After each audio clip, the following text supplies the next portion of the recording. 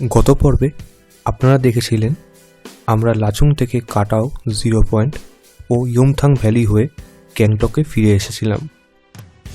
এই পর্বে আপনারা দেখবেন নামচির চারধাম ও পদ্মসম্ভব টেম্পল হয়ে এনজিবি পর্যন্ত যাত্রাপথ।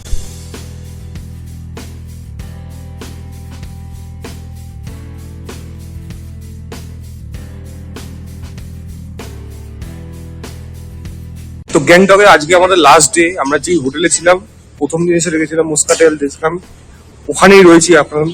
আমরা গাইডের জন্য ওয়েট করছি এবং গ্যাংটককে বিদায় জানানোর সময় এসে গেছে।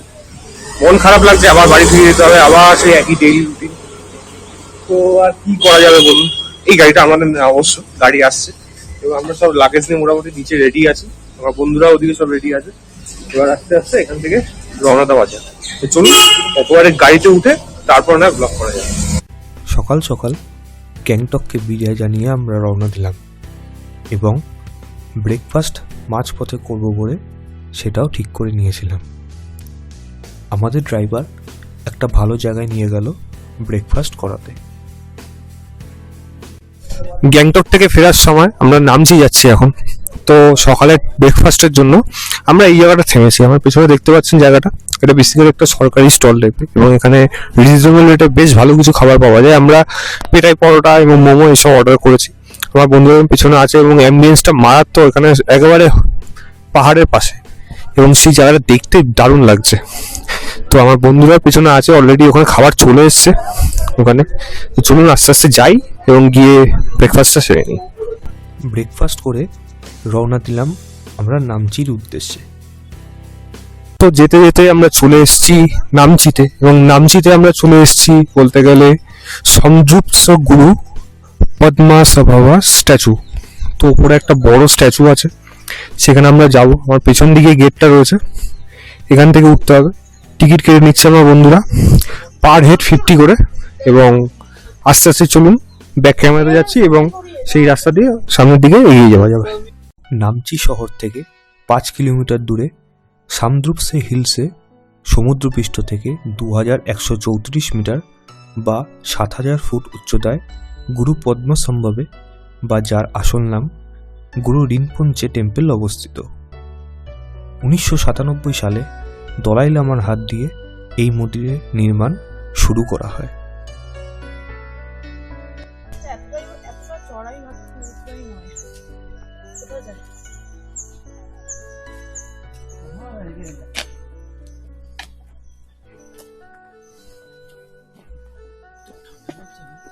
টুপিটা আনলাম না, আমার কি ঠান্ডা লাগছে বুঝতে পারিনি।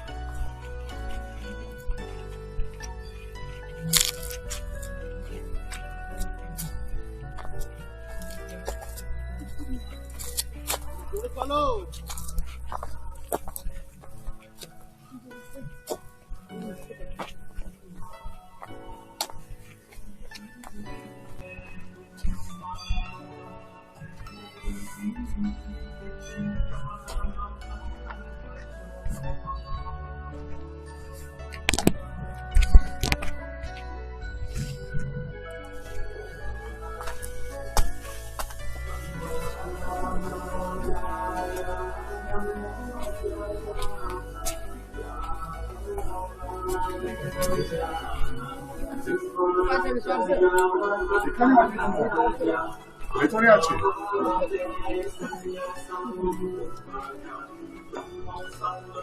মূল মন্দিরে প্রবেশ করার আগে ডান দিকে রয়েছে জুতো রাখার জায়গা, যেখানে আপনারা বিনামূল্যে জুতো রেখে তারপর প্রবেশ করতে পারবেন। পাহাড়ের উপর এই মন্দিরটি অবস্থিত হওয়ায় এখানে বেশ ঠান্ডার অনুভূতি হচ্ছিল। সিঁড়ি দিয়ে উপরে উঠে 135 ফুট উচ্চতার বিশাল আকৃতির মূর্তিটি দেখতে পেলাম, যাকে অনেকে অ্যাংরি বুদ্ধা বলে থাকেন।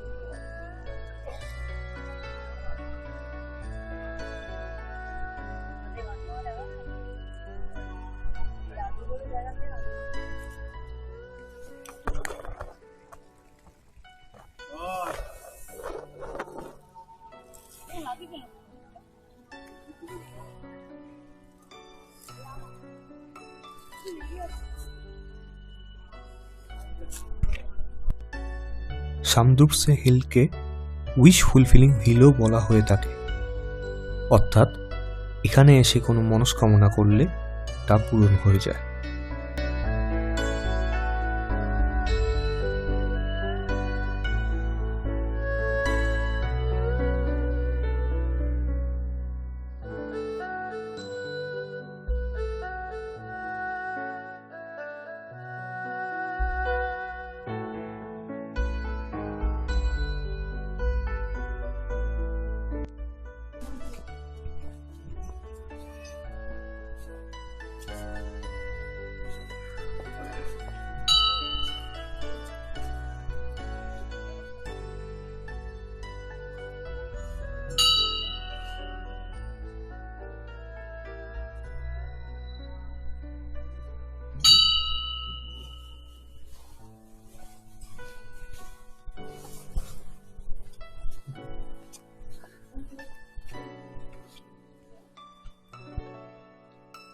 তো চলুন এবার আস্তে আস্তে ভিতরে যাওয়া যাক। এখানে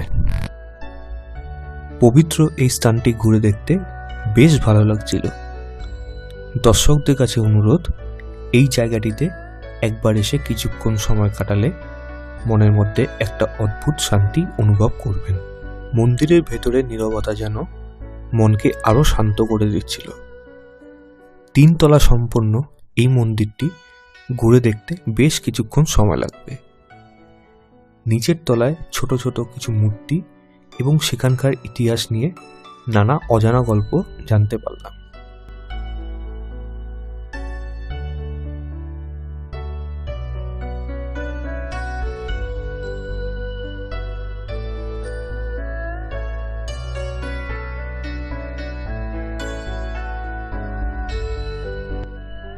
সিঁড়ি দিয়ে উপরে উঠে দোতলায় আরও একটি মূর্তি দেখতে পেলাম, যেটি আয়তনে মাঝারি।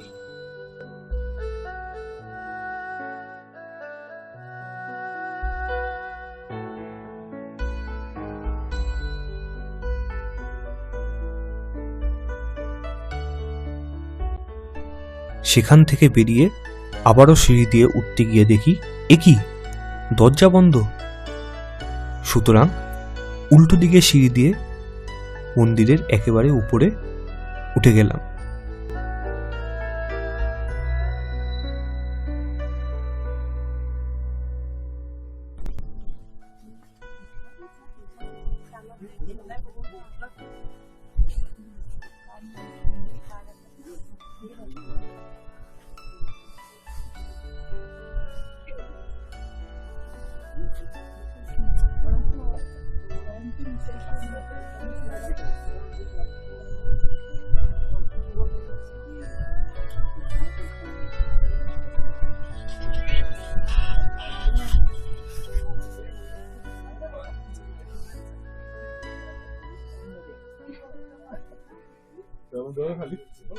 खाली फोटो पूरा फोटो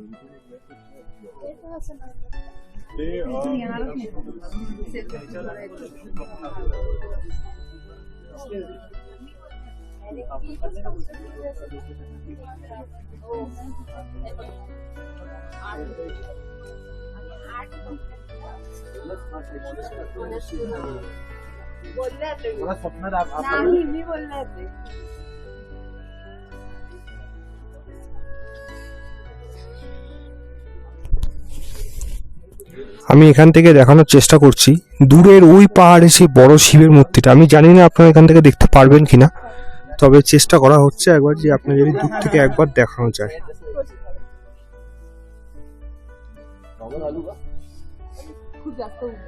একদম ছোট্ট দেখা যাচ্ছে। আমরা এরপরে ওখানেই যাব এবং চার ধামে অবশ্যই সেইগুলো আস্তে আস্তে একটা একটা করে কভারেজ করব। যেটা বলছিলাম, ওখান থেকে আমরা সেই চার ধামে চলে এসেছি যেখানে বড় সেই শিবের মূর্তিটা আছে এবং চারটে ধামের রেপ্লিকা এখানে করা আছে। চলুন, আমার পেছনে দেখা যাচ্ছে যে এই জায়গাটা, এখানে যেতে হবে। পেছনে ওই দূরে শিবের মূর্তিটা রয়েছে। চলুন আস্তে আস্তে এগিয়ে যাই এবং এর পরেরটা সম্পূর্ণভাবে ব্যাক ক্যামেরাতে। চার ধাম সিকিম ভ্রমণের শেষ দিনে প্রত্যেক ট্যুরিস্টের কাছে একটি আকর্ষণীয় জায়গা। আমরা সিঁড়ি দিয়ে উপরে উঠে গেলাম টিকিট কাটতে এবং তারপর প্রবেশ করব এখানে। এখানে রয়েছে টিকিট কাউন্টার, 50 টাকা করে পার পার্সন, এবং সিনিয়র সিটিজেন আর্মি পার্সোনালদের জন্য 25 টাকা করে। বাচ্চারা যারা 10 বছরের নিচে তাদের জন্য ফ্রি, এবং লোকালস রয়েছে যাদের হ্যান্ডিক্যাপ রয়েছে তারা ফ্রি। তো চলুন এগিয়ে যাওয়া যাক। আমরা আজ এই 5 জন, আমাদের 250 টাকা, মানে পার হেড 50 টাকা করে।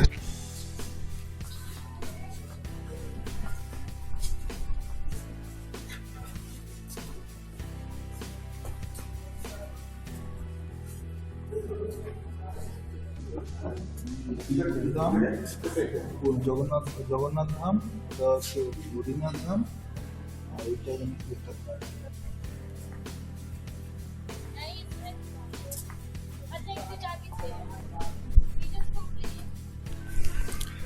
তো আমরা বেসিক্যালি এই জায়গা থেকে উপরে উঠে আসলাম সিঁড়ি দিয়ে, এবং সিঁড়ি দিয়ে উঠেই ঠিক ডান দিকে আছে জুতো রাখার জায়গা,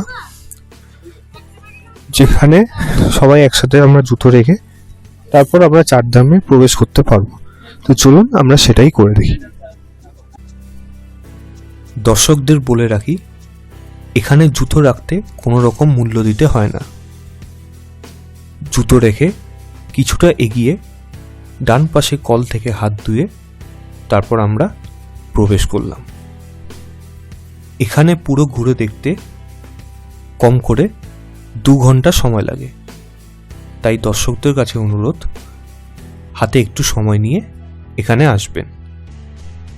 নামচি থেকে 5 কিলোমিটার দূরে সলফক হিলের উপর উত্তরের বদ্রীনাথ, দক্ষিণের রামেশ্বরম, পূর্বের জগন্নাথ ও পশ্চিমের দ্বারকাধাম নিয়ে সিকিমের এই 4 ধাম অবস্থিত।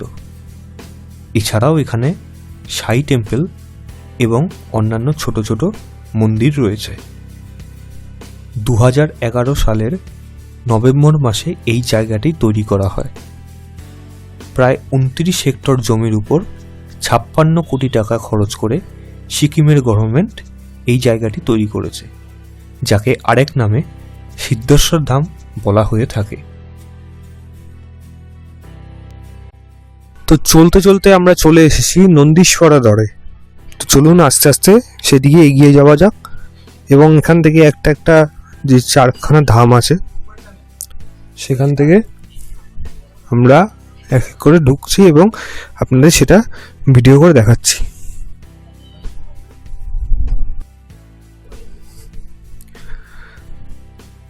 তো এখানে সাইনবোর্ডে অলরেডি লেখা আছে যে এখানে বদ্রীনাথ ধাম। তো চলুন, এই বদ্রীনাথ ধামের এটা পেছন দিকটা, আমি আস্তে আস্তে এদিক থেকে এগিয়ে যাচ্ছি এবং এন্ট্রি এখান থেকে।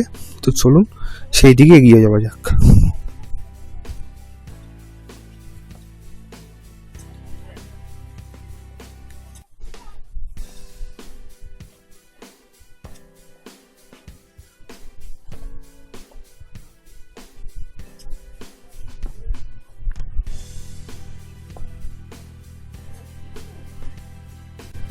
উত্তরাখণ্ডের বদ্রীনাথ মন্দিরের আদলে এই মন্দিরটি প্রবেশদ্বার দিয়ে ঢুকে প্রথমেই চোখে পড়বে। তো চলতে চলতে আমরা চলে এসেছি, এখানে হলো বদ্রীনাথ ধাম। বদ্রীনাথ ধামের দ্বারটা হলো এখানে, এবং এখান থেকে যাওয়া যাবে ভেতরে। তার আগে বদ্রীনাথ ধামটা আমি দূর থেকে যদি উপর থেকে নিয়ে দেখাই তাহলে এরকম আসবে। তো চলুন আস্তে আস্তে ভেতরে যাওয়া যাক। ঠিক একই রকমের কারুকার্য সমেত মন্দিরটির বাইরে ও ভেতরে সূক্ষ্ম কাজ করা হয়েছে এবং ভগবান বিষ্ণুর মূর্তি ভিতরে বিরাজমান।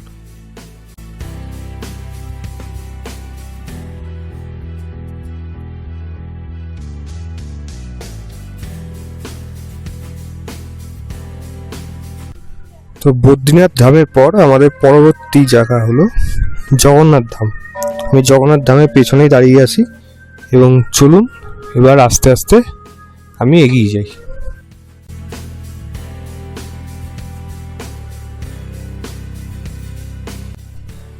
ভারতবর্ষের পূর্বে পুরীর জগন্নাথ মন্দিরের আদলে তৈরি হয়েছে এই জগন্নাথ ধাম।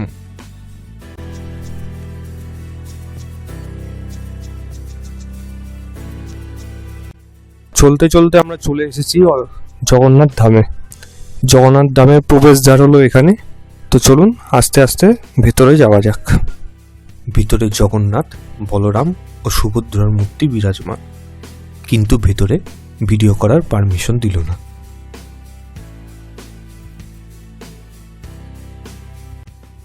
এরপরে জগন্নাথ ধামের পর যাওয়া যাক রামেশ্বরম ধামে।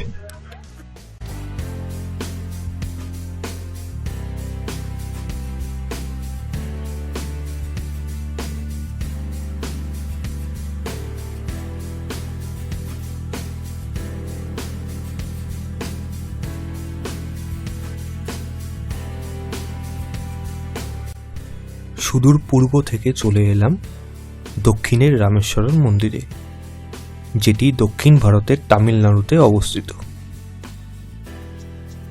তো চলতে চলতে আমি চলে এসেছি আমার পরবর্তী ধামে, সেটি হলো রামেশ্বরম ধাম।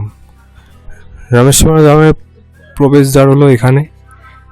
তো দেখি ভেতরে গিয়ে আমাকে ফটো তুলতে দেয় নাকি, বা আপনাদের দেখাতে পারি নাকি, কারণ জগন্নাথ ধামে তো আমাকে দিল না, যদিও বদ্রীনাথ ধামে আমাকে কিছু বলা হয়নি। তো চলুন আস্তে আস্তে রামেশ্বরম ধামে ভেতরে যাওয়া যাক।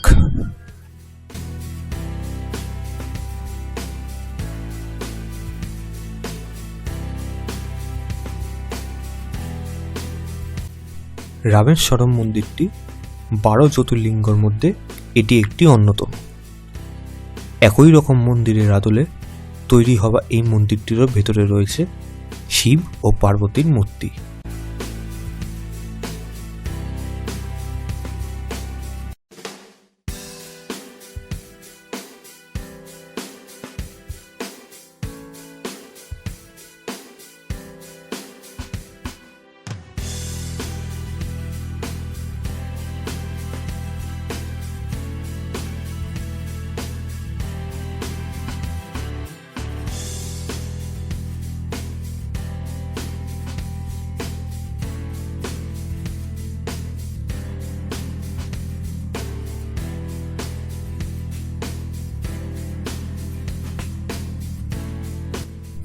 এখান থেকে পশ্চিমের গুজরাট রাজ্যে অবস্থিত দ্বারকা মন্দিরের আদলে তৈরি হওয়া দ্বারকা ধামে চলে এলাম।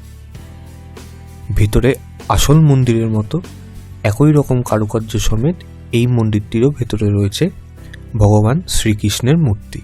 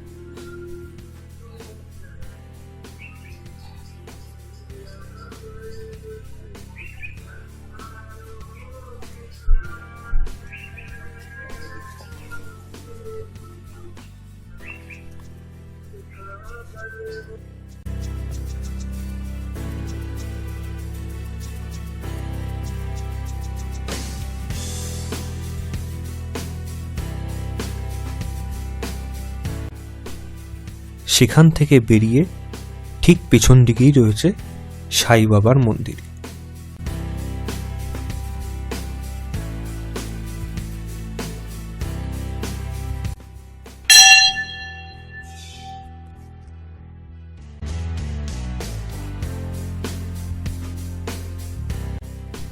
এছাড়াও এখানে রয়েছে বিভিন্ন জায়গার ছোট ছোট বেশ কিছু মন্দির।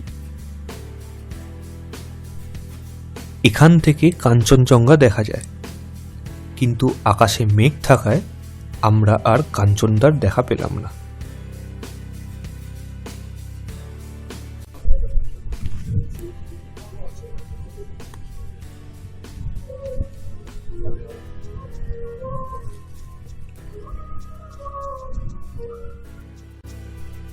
যোগ ধ্যানের জন্য এই ঘরটি নির্মিত করা হয়েছে এবং যোগ শিক্ষাও এখানে দেওয়া হয়ে থাকে।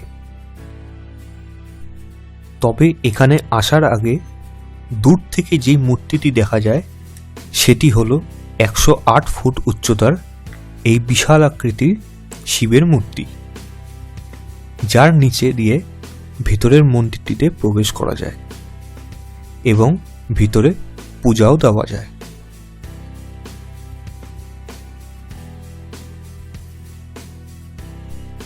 সুন্দর একটা সময় কাটিয়ে আমরা রওনা দিলাম এনজিপি স্টেশনের উদ্দেশ্যে। সময়ের অভাবে আমরা আর দুপুরে লাঞ্চ করতে পারিনি, তাই বিস্কুট, চিপস ইত্যাদি দিয়েই লাঞ্চ সারতে হয়েছিল। আমাদের ট্রেন ছিল এনজিপি থেকে দার্জিলিং মেল এবং আমাদের ড্রাইভারের উপস্থিত বুদ্ধির কারণে নির্ধারিত সময়ের প্রায় 1.5 ঘন্টা আগে আমরা পৌঁছে গেলাম এনজিপি স্টেশনে। তো জার্নি শেষে আমি এখন এবং আমার বন্ধুরা সবাই মিলে এনজিপি স্টেশনে এসে পৌঁছে গেছি। আমরা এখানে দাঁড়িয়ে আছি এবং ট্রেন আমাদের রাত্রি 8টার সময় দার্জিলিং এ। মনটা খারাপ হয়ে গেছে, কারণ একসাথে অনেক, আর মানে কি বলবো এই ব্যাপারে, এতদিন ঘুরলাম, আবার সেই বাড়ি ফিরে যাবো। অ্যান্ড এটাই বলবো, সিকিম আবার আসবো, নর্থ বেঙ্গল আসবো, যেখানেই আসবো ঘোরার প্ল্যান আবারও হবে, ট্রাভেল ব্লগও হবে। মনটা খারাপ, জাস্ট আজকে বাড়ি ফিরে যাবো। তবে বাড়িতে ফিরতেই হবে, ফিরে গেলে তবেই তো আসা যাবে। যাই হোক, তোমাদের কেমন লাগলো ব্লগটা অবশ্যই বলো। এই ভিডিওটাকে আমি এখানেই শেষ করে দিচ্ছি এবং তোমাদের এই ট্রিপটা আমার ভিডিও দেখে কেমন লাগলো সেটা প্লিজ বলো এবং কমেন্টস করে সেটা জানি। তো চলো, এনজিপি স্টেশন থেকে আমার এই প্রথম ব্লগ আমি এখানেই শেষ করব। বাই।